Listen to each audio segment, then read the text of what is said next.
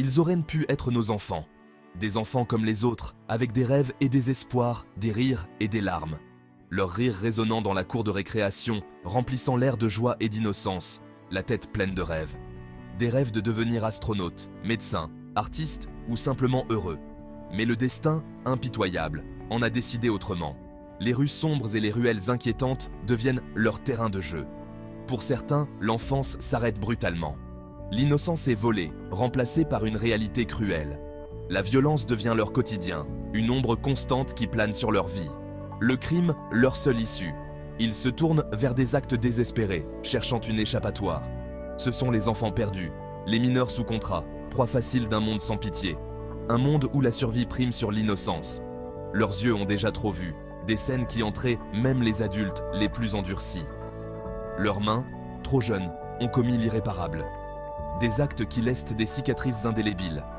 Comment en est-on arrivé là? Comment avons-nous permis à notre société de sombrer ainsi? Comment la société a-t-elle pu abandonner ses âmes à la dérive? Ces enfants qui mendient dans les rues, cherchant désespérément un peu de chaleur humaine.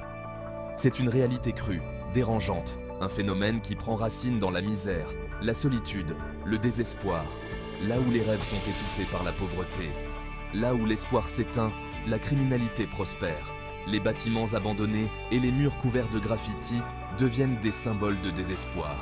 Elle offre une illusion de pouvoir, un semblant de famille. Les gangs deviennent des refuges, des familles de substitution, un piège mortel aux conséquences irréversibles. Les lumières clignotantes des voitures de police rappellent la dure réalité.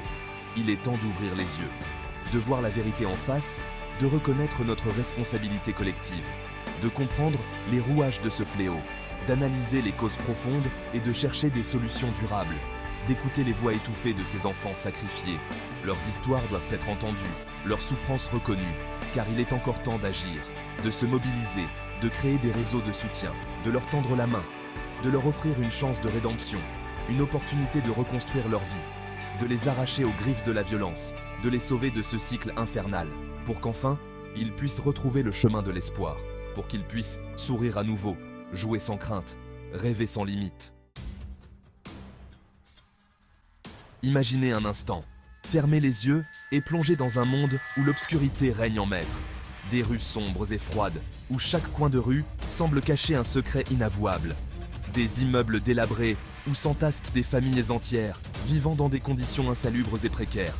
La faim tenaille les estomacs vides, les placards sont désespérément vides, et chaque repas est une lutte. Le désespoir s'infiltre partout, comme un poison lent, rongeant l'espoir et la volonté de ceux qui y vivent.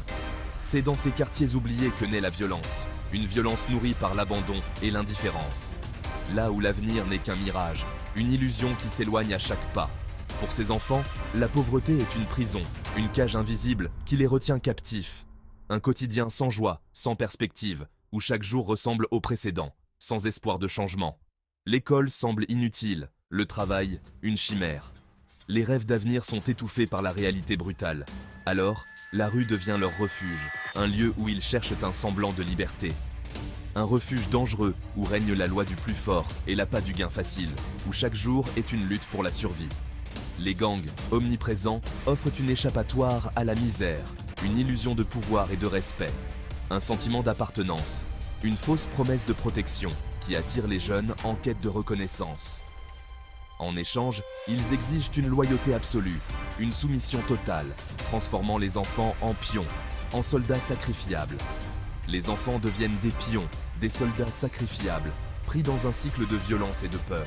La pauvreté est un terreau fertile pour la criminalité, un environnement où les rêves sont brisés avant même d'avoir pu éclore. Elle brise les rêves, anéantit les espoirs, laissant derrière elle un sillage de désolation.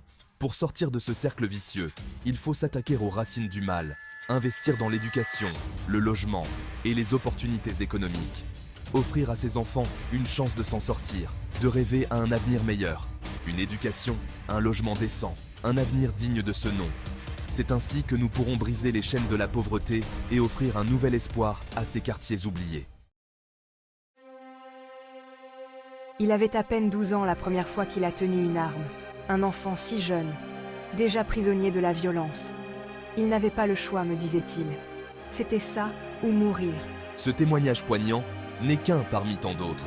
Chaque jour, des travailleurs sociaux, des éducateurs, des policiers croisent le chemin de ces enfants perdus. Des enfants qui ont vu trop de choses, vécu trop de souffrances pour leur jeune âge. Ils sont victimes d'un système qui les broie. On les arrête pour vol, trafic de drogue, parfois même pour meurtre. Mais derrière chaque délit, il y a un drame humain. Une histoire d'abandon, de violence, de désespoir. Ces enfants ne sont pas des monstres, ce sont des victimes. Victimes d'une société qui les a oubliés, d'un système qui les a laissés tomber. Leurs témoignages, souvent glaçants, sont un cri d'alarme. Un appel à l'aide désespéré. Un plaidoyer pour que cesse enfin le massacre de leur innocence. Les chiffres du désespoir, une génération en péril. Les statistiques sont implacables. Elles dressent un tableau sombre de la situation. Le nombre de mineurs impliqués dans des affaires criminelles ne cesse d'augmenter. Une augmentation exponentielle qui témoigne de l'urgence d'agir. Derrière ces chiffres froids se cachent des vies brisées, des familles déchirées, une génération entière qui risque de sombrer dans la violence. Les jeunes sont les premières victimes de ce fléau. Ils sont plus facilement manipulables, plus vulnérables face aux sirènes du crime organisé. Ces chiffres sont un électrochoc. Ils doivent nous interpeller, nous pousser à réagir. Il est temps de prendre conscience de l'ampleur du phénomène, de mettre en place des mesures concrètes pour enrayer cette spirale infernale. Car chaque enfant sauvé de la violence est une victoire pour l'avenir. Esclaves du vice, l'engrenage implacable. Dans les recoins sombres de nos villes, là où la lumière peine à percer, se cache une réalité troublante et souvent ignorée. Les organisations criminelles l'ont bien compris. Les enfants sont une proie facile. Dans ces quartiers délaissés, les jeunes grandissent entourés de violence et de désespoir. Des proies idéales pour ceux qui cherchent à les exploiter.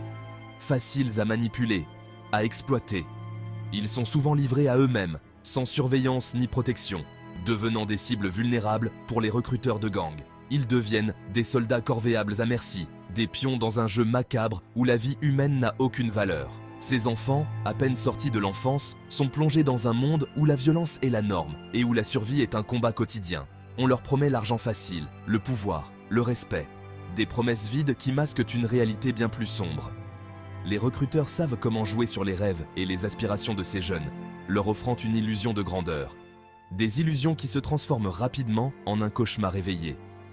Car derrière les promesses de richesse et de pouvoir se cache un monde de souffrance et de peur. Car la réalité est tout autre. La vie, dans ces réseaux criminels, est marquée par la violence, la trahison et la mort. Les enfants sont utilisés, puis jetés lorsqu'ils ne sont plus utiles. Violence, menaces, chantage sont leur lot quotidien. Ils vivent dans la peur constante, toujours sur leur garde, toujours à la merci de ceux qui les contrôlent. Ils deviennent esclaves d'un système qui les broie, un système qui les utilise sans pitié, les réduisant à l'état de simples outils pour atteindre des objectifs criminels. Difficile de s'échapper une fois qu'on a mis un pied dans l'engrenage. Les tentatives de fuite sont souvent vaines, et les conséquences de l'échec sont terribles. La peur, la culpabilité, la loyauté mal placée les retiennent prisonniers. Ils sont pris dans un cercle vicieux, incapables de trouver une issue. Ils sont pris au piège, condamnés à vivre dans la clandestinité, à craindre pour leur vie et celle de leurs proches. La clandestinité devient leur quotidien, une existence marquée par la peur et l'incertitude. L'exploitation des mineurs par le crime organisé est une réalité abjecte. Une réalité qui détruit des vies, qui brise des familles et qui laisse des cicatrices indélébiles. Une plaie béante au cœur de notre société. Une plaie qui nécessite une action urgente et déterminée pour être soignée. Il est urgent de démanteler ces réseaux, de traduire leurs dirigeants devant la justice. La lutte contre ces organisations doit être une priorité, pour protéger les plus vulnérables. Et surtout, d'offrir une alternative à ces jeunes, des programmes de soutien, des opportunités éducatives, des environnements sûrs où ils peuvent grandir et s'épanouir. Une porte de sortie vers une vie meilleure. Une vie où ils peuvent rêver, espérer et construire un avenir loin de la violence et de la peur.